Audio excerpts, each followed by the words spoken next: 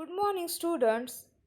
In the last video, we have seen the first stanza, and what we have come from that stanza. What is the moral of the stanza? That the old man has traveled the valley, and after reaching at the other end, he built a bridge. Okay, over that valley. So now we see second stanza.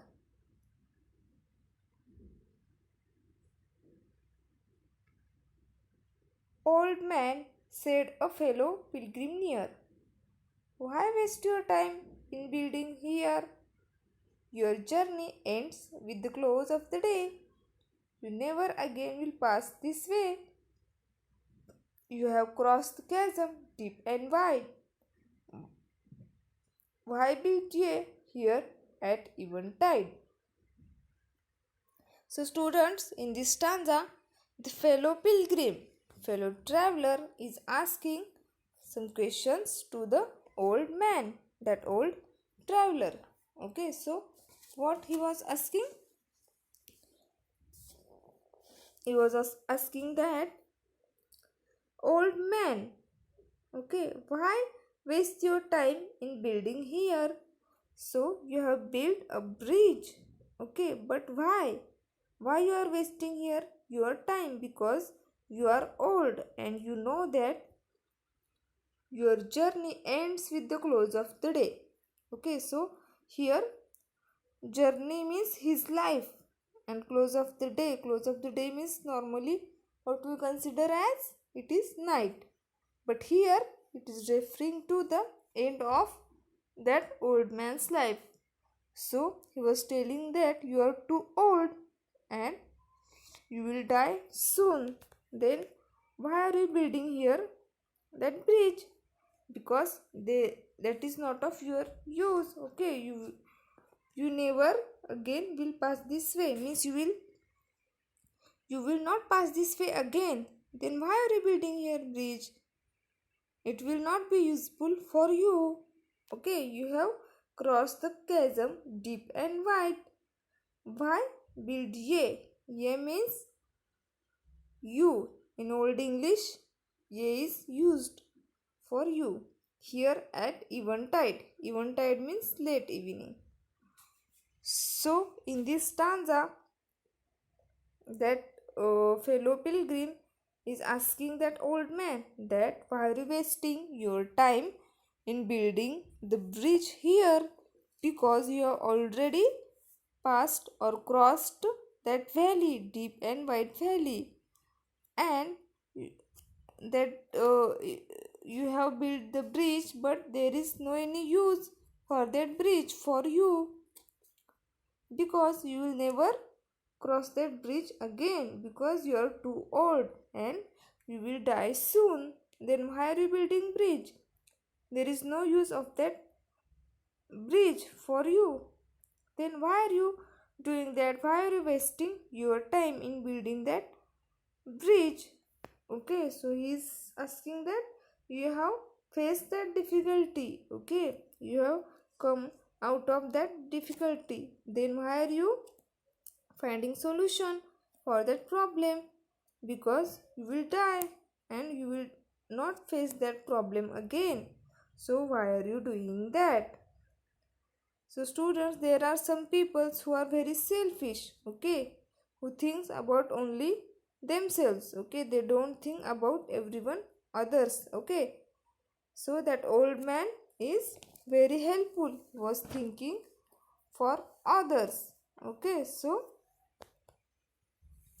you can see some people plant trees, okay. They know that they will not get its fruits, okay, because by the time the tree will grow they will die, okay, but they plant their trees for their new generations, for their younger generations, okay. So here old man is of that kind, and the fellow pilgrim is selfish, okay. He was curious, puzzled, he don't know what to talk, okay. An old man is very experienced, he is helpful. So in the last stanza, we will get to know that why he was building that bridge.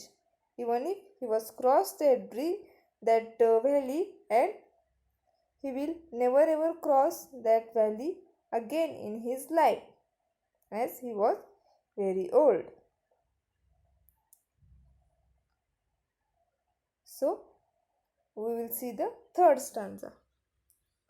The pilgrim raised his old grey head. So as he was old, his hairs were grey. So he raised his head. My friend, in the path I have come, he said, there followed after me today a fair-haired youth who must pass this way. The chasm which held no fears for me, to the fair-haired youth may a pitfall be. He too must cross in the twilight dim.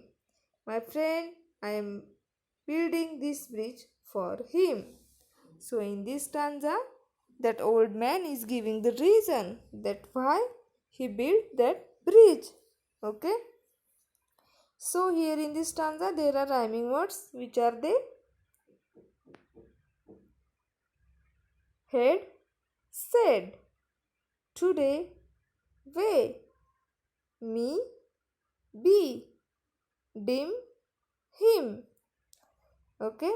So now we learn this stanza line by line. Okay.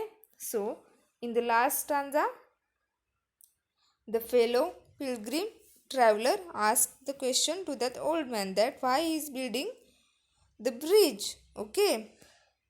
As he has crossed that and he will never ever cross that bridge again. So the pilgrim raised his old grey head and then he replied. He started to give the reason. My friend, in the path I have come, he said, there followed after me today a fair-haired youth who must pass this way. So what he is saying that my friend, so he is addressing his fellow traveler as his friend. He said that my friend, in the path I have come, that means I have come from a path and there followed after me today. Followed means followed. So he is telling that some other man, okay, some other traveler may also come after me on the same path. Okay. A fair-haired youth who must pass this way. Fair-haired means young. Means I have crossed that valley and after me may some young traveler, okay, any young traveler can come, okay, and he also has to cross that valley, okay, he has to pass that way. The chasm which held no fears for me, to the fair-haired youth may a pitfall be. Pitfall means trap. So what that old man is telling that the chasm which held no fear for me.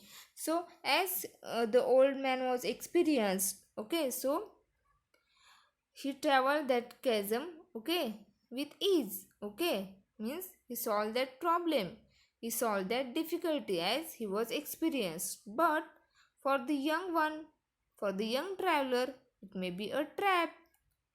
He may not be able to pass or cross that valley. So he too must cross in the twilight dim. So he must have to cross that valley in the dim light, in the faint light. My friend, I am building this bridge for him. So that old pilgrim, old traveler was very experienced and helpful to others. So he was building that bridge for the young travelers who may come after him. Okay, and they may also have to pass that way. Okay, so in their way there is a valley, this deep, vast and wide valley. means there is difficulty in their path. So, as the old man was experienced, he was able to cross that valley, but the young one may not be experienced. So, he may be afraid of that valley, of that ravine, okay, and it may be a trap for him. So, for him, he was finding a solution. So, what solution he get? He built a bridge, okay, so that the young one can easily cross that valley. So see, that old man is very helpful, and his fellow traveler is not helpful. He is thoughtless. Okay, he thinks of only himself. Okay, he doesn't think for others.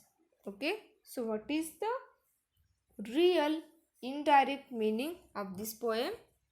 That those who have faced the difficulties of life successfully and are experienced must be unselfish, okay, and help those who are inexperienced and may face difficulties, okay.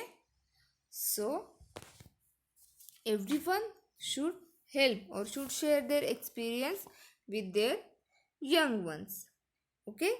So this is the moral of the story, okay.